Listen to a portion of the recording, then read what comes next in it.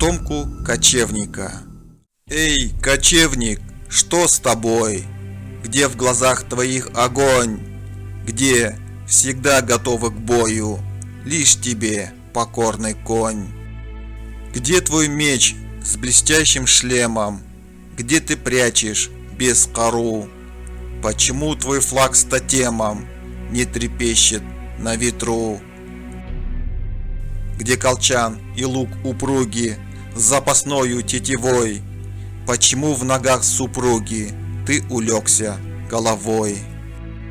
Стал ленив, нетороплив, с вечно полным животом, слишком нежен и заботлив, все мечтаешь о пустом. Догорают лук и стрелы в пищу греющем огне. Меч, тупой и заржавелый, стал игрушкой на стене.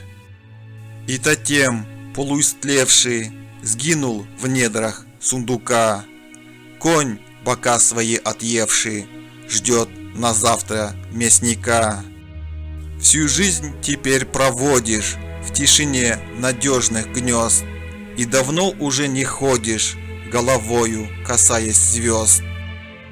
Близок час, и ты в поклоне будешь славить словно раб